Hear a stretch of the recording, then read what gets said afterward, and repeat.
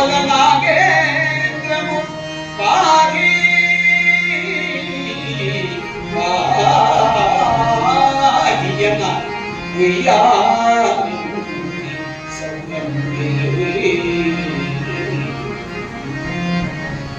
ఈ ఇన్ని రకాలుగా ప్రార్థిస్తే ఇక్కడ చమత్కారం జరిగింది.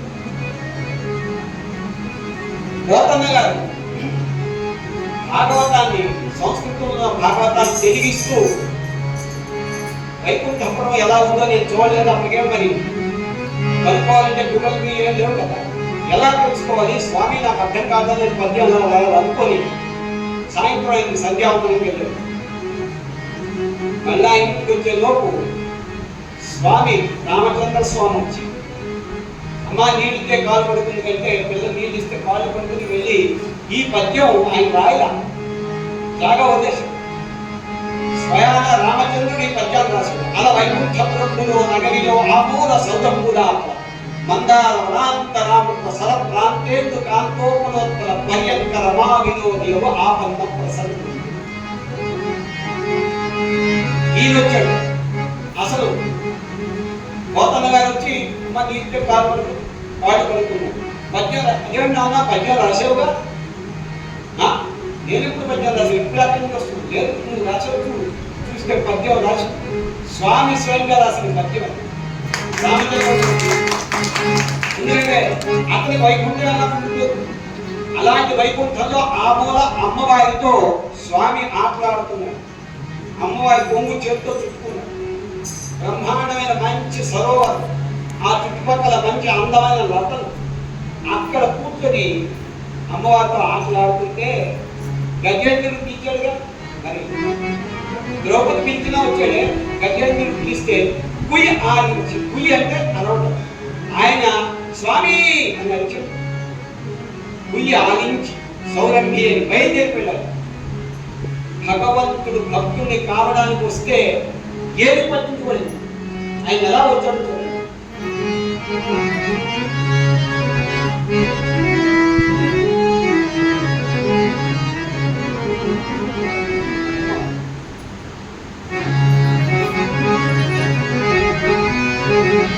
అమ్మవారితో ఆటలాడుకుంటున్నాడు. ఆవిడ కొంగు చేసుకుంటున్నాడు. కొంగను వదలాలి. సిరికి చెప్పడు శంఖ చక్రయుగమాచేదో విశుద్ధంపడు ఏ పరివారంబును జీవడం భగవతిల్ మన్నింపడు ఆ కన్నికాంతర తమిళము చక్కదొక్కడు ప్రోత్థిత శ్రీ కుచో పరిచేదాచలమైన వీడడు గజ ప్రాణావనోత్సాహి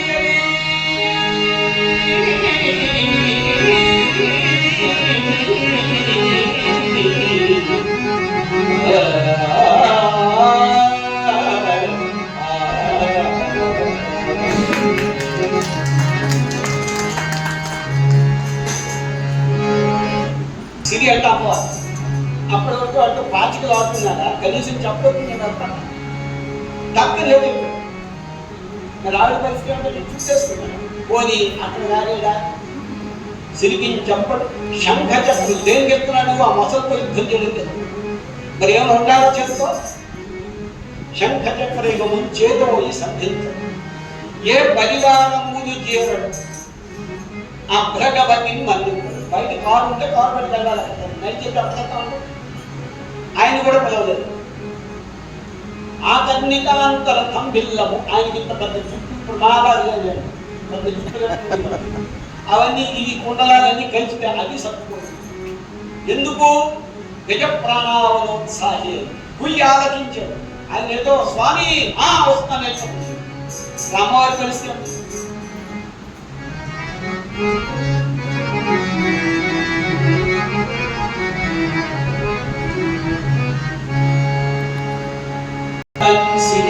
ఇప్పుడు ఏమైంది? ప్రోటోకాల్. ఒక మినిస్టర్ వస్తున్నాడంటే ఎన్ని బండి వస్తాయండి? కలిపోయి ఓ 50 బండి ముందు కనుక మన అందరినీ గంట ముందు దాటక్కడ. మరి ఇక్కడ ఎవరు వస్తున్నాడు? సాక్షాత్ పరమేశ్వరుడు వస్తున్నాడు. సిరి చెప్పడు తన వెంట సిరి అవరోధ ప్రాతమా వాణి గంగ పక్షీంద్రుడు వాణి పొంతను ధను కౌమోదకి శంఖ చక్ర వికారింపు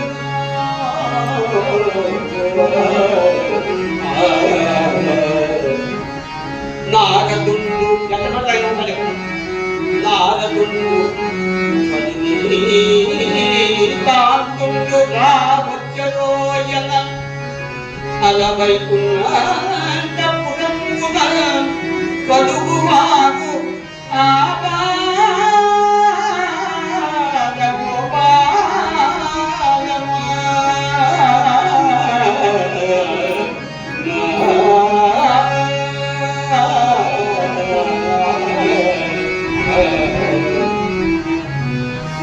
మరి అమ్మవారు రాక తప్పదుగా చెయ్యాలి.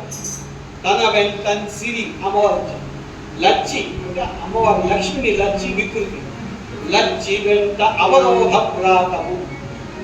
ఎప్పుడైతే అమ్మవారు బయటకు వచ్చిందో ఆ మేడలో ఉన్న పురకాంత స్త్రీలందరూ అమ్మవారితో రావాల్సిందే, రావడం మోసం వాళ్ళందరూ వచ్చారు. లచ్చి వెంట అవరోధ ప్రాతం వాణి వెనుక పక్షి ఈయన వెళ్ళిపోతున్నాడు నా గౌరవ పట్టుకుని ఆయన వచ్చేస్తాడు. వాణి వెనుక పక్షి ధ్వజినీకాంతుడు అంటే స్వామి వారి మెయిన్ ఏమంటారు చీఫ్ కమాండర్ ఇన్ చీఫ్ ఆయన వచ్చేస్తాడు. నారదుడు ఏదైనా ఎక్కడైనా ఈయన ఉంటాడు, ఈయన వచ్చాడు.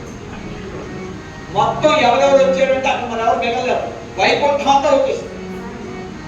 ఈ మినిస్టర్ 50 వచ్చినట్టు మొత్తం వైకుంఠం అంతా వచ్చింది. ఇక్కడ గమ్మత్తని పద్యం రాసేయండి.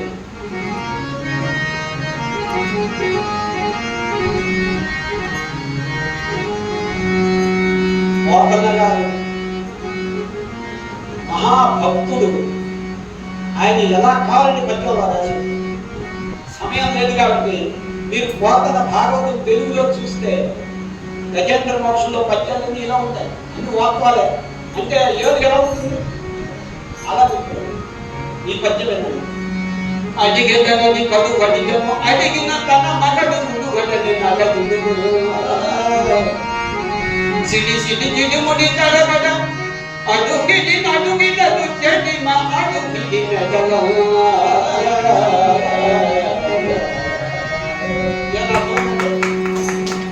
నా పాత్రలు కాదు.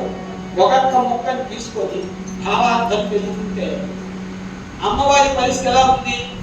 ఇప్పుడు నేను పరిగెత్తి వెళ్ళిపోతున్నాను, ఇలా ఏమనుకుంటున్నాను, ఇప్పుడు అంతా నీరేస్తాయి నీ వ్యవహారం అది పక్క చూడడానికి భయపడుతుంది. అప్పుడు ఉంటాను.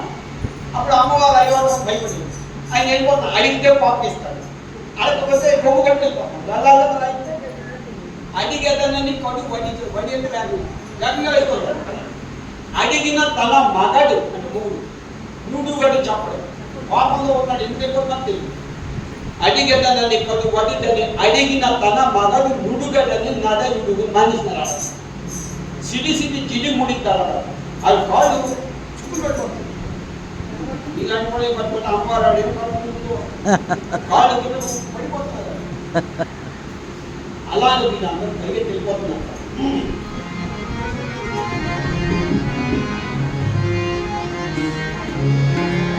ఇప్పుడు ఎవరు వస్తున్నారు? స్వామి వస్తున్నారు.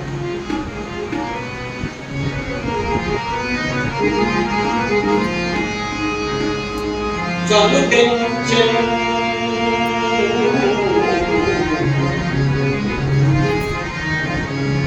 టెన్షన్ ఖను డల్లవాడే హరి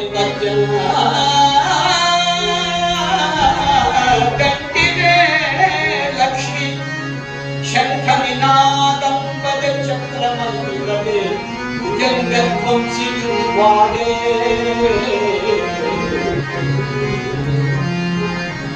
గ్రన్ననయే పెంచనటంచు వేపులు నమో నారాయణ నమో నారాయణ నమో నారాయణ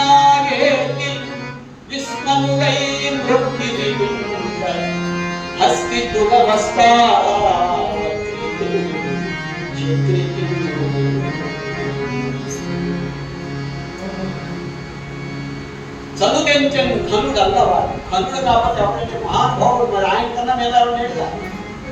చదువుకెంచుడు వస్తున్నాడు. ధనుడు అల్లవాడు హరి పద్యం గట్టి పద్యం పక్కన అమ్మారు వచ్చింది పట్టుకెళ్ళిపోతుంది. రావాలి చెప్పాడే. శంఖ నినాదం పది. అయ్యో స్వామి వెళ్ళిపోతున్నాడు, నన్ను పట్టుకెళ్ళడం లేదు, ఏదో అవసరం పట్టుకుని వచ్చేస్తాను. మీరు మేము దుక్కుదాం అన్న అక్కడి నుంచి ఆంధ్రావాల్సి వచ్చే ముందు ఏదో బాగా ఉంది. అక్కడికి వచ్చి అక్కడ బ్యాంబూ ట్రీస్ ఉంటాయి. వాటిలో ఈ కంగిలిగలు కన్నాలు పెట్టేస్తే గట్టిగా గాలి వేస్తే అవి ఊగుతున్నప్పుడు ఫ్లూట్ వాయించిన సౌండ్ వస్తుంది. విన్నారు?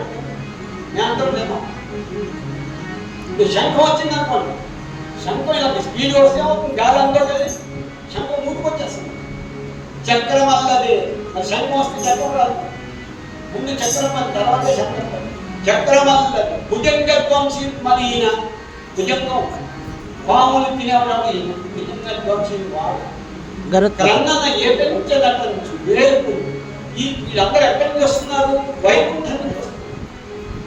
ఎప్పుడైతే స్వామి అంత కోపంగా వచ్చేస్తున్నాడో, వీళ్ళందరూ వచ్చేస్తున్నారో, దిక్కుల్లో ఉండేటువంటి దేవతలందరికీ అమ్మో స్వామి వచ్చేస్తున్నాడు, వెంటనే పలదించండి, నాకు ఎవరి వెంటనే ఇంకోటి ఏమైపోతాం. అందుకని ఎక్కడున్నా నారాయణ నారాయణ నారాయణ. అలా అంటే నారాయణాస్త్రాన్ని భారతంలో కర్ణుడు నారాయణాస్త్రం వదిలేశాడు. కృష్ణుడు చెప్పాడు, ఒరే అందరి కిందకి ఈ చేతిలో ఉన్న అస్త్రాలు వదిలేయండి, లేకపోతే నారాయణాస్త్రం జీవుడు పడుతున్నాడు, ఎగిరిపోతావు. అప్పుడేం చేయదు. నారాయణ అంటే వేపు చుట్టూ ఉన్న దిశలో ఉన్న అందరూ దిశ ఏమంటారు వాళ్ళు? దిక్పాలకులు. దిక్పాలకులందరూ నారాయణ నారాయణ అంటే ఈయన అమ్మేం చేయడం వచ్చాడు. ఎందుకు వస్తున్నాడు? ఆయన వాళ్ళ కోసమే రాదు, దీనికోసం వస్తాడు. కాబట్టి అక్కడి నుంచి ఆయన స్వామిగా వచ్చాడు.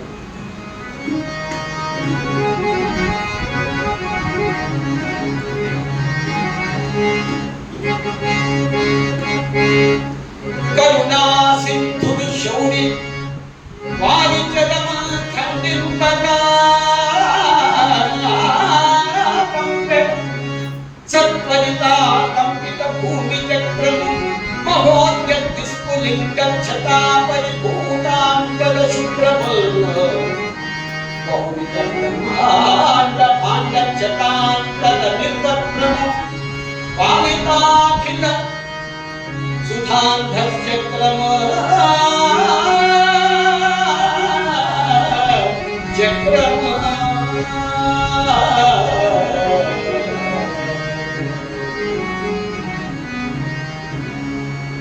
ఐదు శబ్దాలు పడ్డాడు స్వామి. చక్రాన్ని ఉపయోగించి అయితే ఏమవుతుంది? మసలి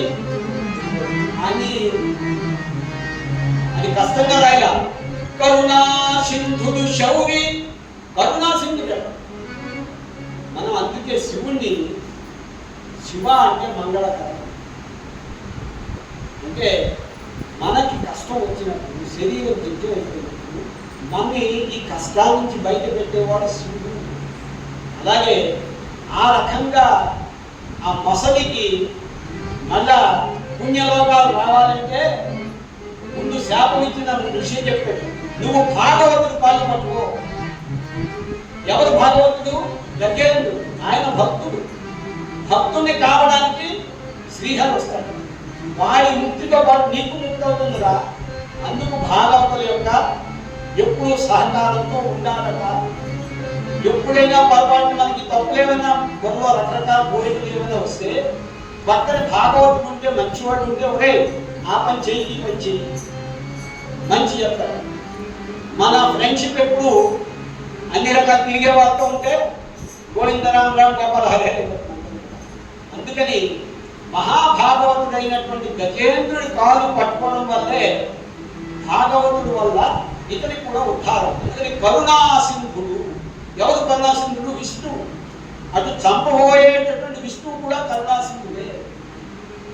ఎందుకంటే మహాభారత యుద్ధంలో కూడా ఒక పరిస్థితి వచ్చినప్పటికీ 10 రోజులు ఇంచుమించు ఒక 3 అక్షరాలు సౌమ్యాన్ని తినేసింది. ఎవరు? భీష్ముడు. ఒక్క భీష్ముడే ఇంతమందిని చంపించాడు. వీడిని మరి ఎదుర్కొన్న ఎవరి వల్ల కాదు, నీ వల్ల అసలు కాదని చెప్పి కృష్ణుడు అసలు 500 కలిపి అన్నవాడు కిందకి దిగి భీష్ముడు నేను చంపుతాను వెళ్ళిపోతుంటే భీష్ముడు ఏమని ప్రార్థించాడు? నన్ను చంపడానికి వస్తున్న ఆ శౌర్యుని నేను శరణ వేడుతున్నాను అని ఆయన అలాగే చెప్తాడు. ఇక్కడ కూడా కరుణాసింధుడు శౌరి మా పద్యాలు నేను చదివేస్తుంటే ఏదో వచ్చిందిగా చదివేస్తూ ఉండండి. ఒక పద్యం నేర్చుకుందికి అర్థం చేసుకుందికి 2 రోజులు పట్టాయి. మీరు తెలుగు పద్యం చదివిన వాళ్ళు ఎప్పుడైనా పుస్తకంలో చూడండి, గజేంద్ర మోక్షం 10 రూపాయలు ఒక ఇక్కడ ఈ ప్రారంభించేది పూర్తిగా ఉత్పలమాల చంపనమాల పద్యాలు మొత్తం అంతా ఒకటే సమాసం. ఇప్పుడు ఎలా వినవాలి? కరుణా సింధుడు శౌరి వారి జడములు ఖండింపగా పంపే సత్వరితా కంపిత భూమి చక్రము మహోద్యస్ఫులింగచ్చతా పరిభూతాంబర శుక్రము బహుళ బ్రహ్మాండ ఆంగచ్చతాంతర నిత్యక్రము వాలితాఖిల సుధాంగ చక్రము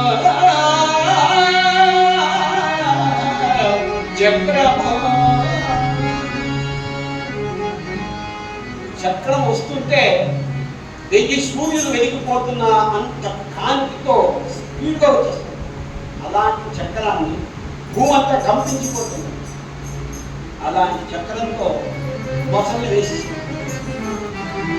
అప్పటి వరకు చాలా కష్టాలు అనుభవిస్తూ పూర్తిగా శరీరం దశిపోయినటువంటిది ఆ గజేంద్రుడికి ఇక్కడ మోక్షం కలగడం ఏంటి? దాంట్లో మోక్షం వచ్చింది. ఆయన వల్ల ఆరోగ్యవంతుడయ్యాడు. తర్వాత కొన్ని సంవత్సరాలు జీవించిన తర్వాత స్వామి అయింది. సో అలాంటి చక్రంతో స్వామిని సంహరిస్తే ఆ మొసలికి ఆ ఊహు అనే గంధర్వుడు స్వామి మీద అనేక ప్రార్థనలు చేసి వారి ఒకరు వాడిని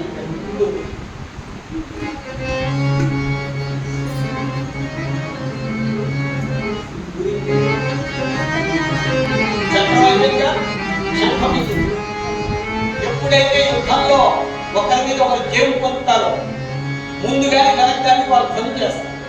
మొదటిసారి చేసింది అటెన్షన్ వచ్చాం ఇక్కడ రెడీ, రెండోది జయించే నేను జయించాను అని శంఖం పూరిస్తాం. మన సైన్యం వాళ్ళు తెలుసు, మన మొబైల్ రకరకాల మనకు బీజీలు ఎవడో కాల్ చేస్తే ఒకరికో బీజీలు అందుకు ఒక వీళ్ళు కాల్ చేశాడు. అప్పట్లో శంఖం అలా ఉండేది. ఒకరి శంఖంలో పేరు, దానికి ఒక ట్యూను, దాన్ని వాయించే పద్ధతి, దాన్ని బట్టి వీడు అని అర్థం లేదు. శంఖం వినిపించింది అంటే అలాగా.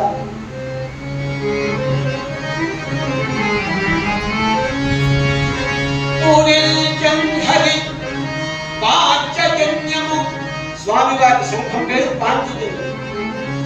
అది ఎలా వచ్చింది? పాంచజన్యము బాల సముద్రంలో ఈ దేవతలకి రాక్షసులకి కలిగినటువంటి ఆ మథనంలో అమృతం పుట్టే ముందు పుట్టిన వాటిలో ఒకటి హరి పాంచజన్యము మహాభోరాసి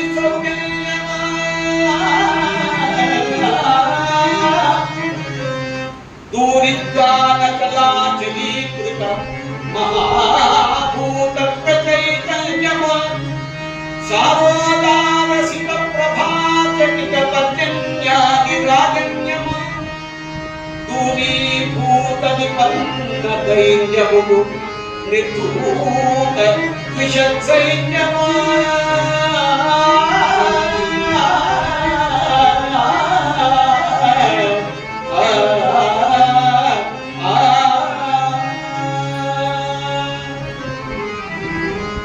శంఖంకి ఎంత రాశాడో చక్రంకి అంత శంఖాన్ని కూడా రాసలేదు. ఈ 2 పద్యాలు మొత్తం కష్టం అన్నింటి.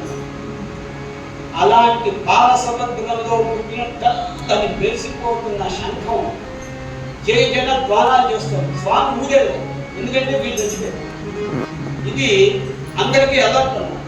అంబులెన్స్ వస్తే కై ఎందుకంటే మన పక్కన నేను గెలిచాను అని స్వామి చెప్పడానికి, ఇలాంటివి ఏ భక్తుడిని ఎవరు అల్లరి పెట్టినా నేను వచ్చి వాళ్ళని రక్షిస్తాను అనేటువంటి ఒక సిగ్నల్ అందరికీ పంపించాడు స్వామి. అలాంటి శంఖాన్ని ఆయన దిగాడు.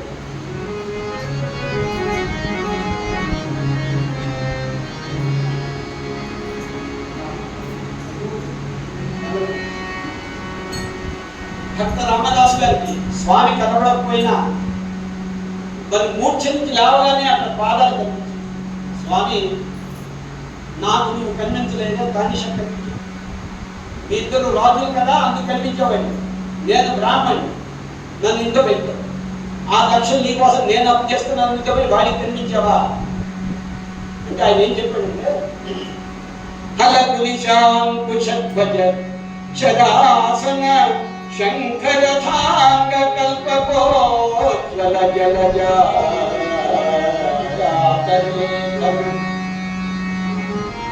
సాంకములైకం పట్టుచున్న నీ కలిత పదాయము గౌతమ పత్రిక సంగినట్టు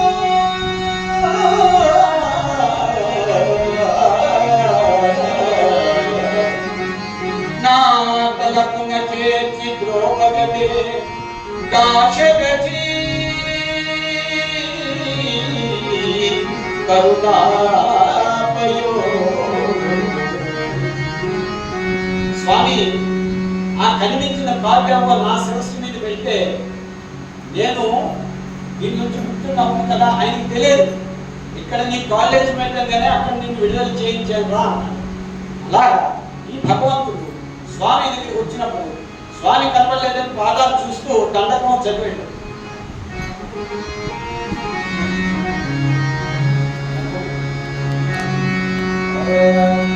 శ్రీరామ శ్రీవాసు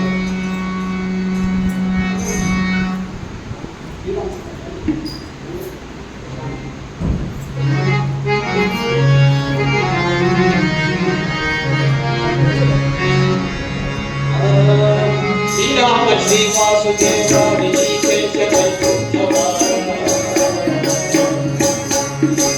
శ్రీరామ శ్రీవాసుదేవ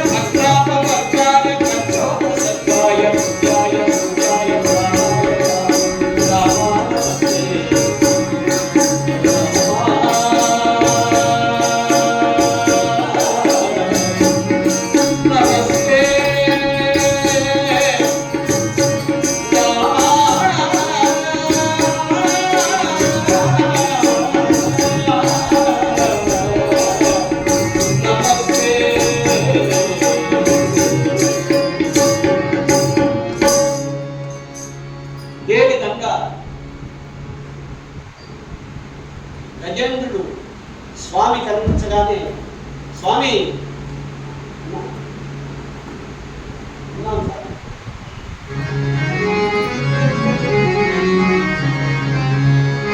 దేవై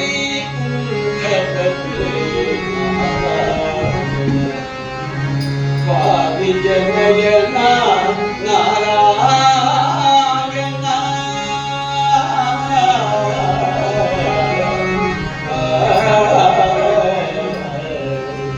వక్షస్థల కౌస్తుభమణి భూషిత వక్షస్థలతో శుభమణి భూషిత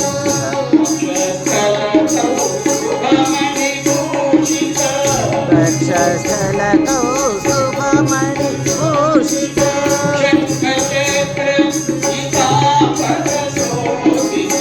శంఖచక్ర పీతాంబర శోభిత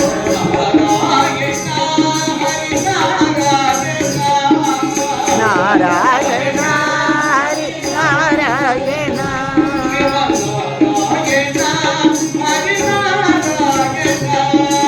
నారాయణ నారాయణ